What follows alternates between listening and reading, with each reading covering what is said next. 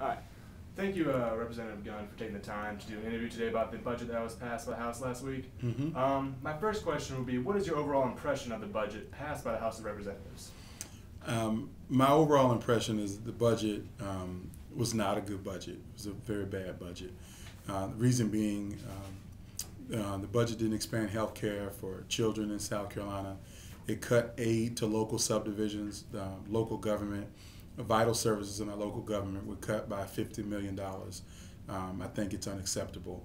We also reduced base student costs by $200 per student in this budget, which I don't agree with. And I think that if we want to have a long-term viable state, viable community that's growing and thriving, we need to make sure we fund education. We need to make sure that we have healthy citizens in our state, and there's no body that's cheaper to provide health care for than children. And it's just kind of unacceptable to not to provide health care to children. And then the third thing, local government provides services that matter to people. And when we cut local government by $50, that means there's less fire protection, there's less police and law enforcement services, even stuff like trash pickup. And so those things are vital to people in their daily lives, and I think we could have done a better job in the budget of making sure those things got supported. All right. And was there anything that didn't make it into the budget that you would have liked to see? I just kind of talked about it, those three things there. I also think that I wish the budget would have done a better job of figuring out how do we prevent ourselves from getting in this kind of crisis going forward.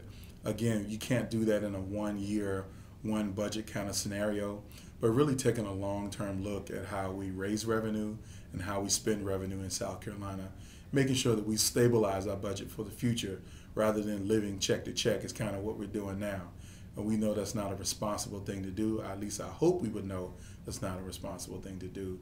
But I would love to see more long-term thought process in this budget about how we stabilize our finances in the state so we can get back on equal footing, so we can make the right kind of investments in healthcare, education, economic development, and really create jobs. That's one of the things I didn't see the budget do much of at all, is find ways to create new jobs or incentivize more job creation in South Carolina. All right. And do you feel the budget passed by the House takes the necessary steps to ensure that the General Assembly won't have another emergency session? No. I mean, after we passed the budget by the House, the Board of Economic Advisors had a meeting a couple days later and projected that revenues were going to be even more short than what we thought they were, and then the budget needed to be cut again by some $60 to $80 million. And so we didn't protect ourselves. We didn't have a good budget that planned for those kind of analysis, and now it's on the back of the Senate to try to figure out how do they stabilize the state in light of those cuts. All right. And how do you feel the federal stimulus money came into play during the budget week?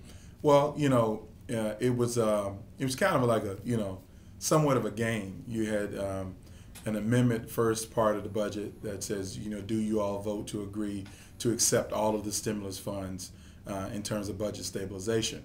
And it was a vote of 100 to 8 overwhelmingly supporting that. And then in the process, you heard people talk about that they really don't want to support the stimulus, but they feel like it's vital. I think the money was spent appropriately. Let me be real clear.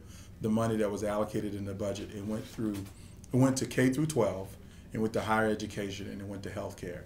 It went to restore some cuts that were made, but again, those pots of resources, K through 12, higher education, and health care, still fell short in the overall budget because you just can't rely on recovery dollars to fill those holes. That's the responsibility of the state lawmakers to figure out how we have a balanced and effective, equitable budget that makes sure we meet the needs of all of our citizens, but we don't overburden any citizen with taxes. And so the recovery money was spent appropriately, but we can't just live off of one-time money and think we can meet the needs of the future of our state. All right. And do you feel the Senate will make any drastic changes to the budget passed by the House? I expect them to. Significant changes. Again, there's probably very different priorities on the other side of the aisle. The Senate takes a lot more time. It's less members, so they have a little bit more deliberative process as they talk about the budget and the resources that need to be funded. So I truly expect their budget to look a lot different in light of the fact that they have less resources to deal with in their budget than what the House had to deal with. So I expect it to be markedly different. All right. And do you have any concluding thoughts? No, I appreciate the time and thank you for the opportunity. All right. Thank you, sir. Thank you.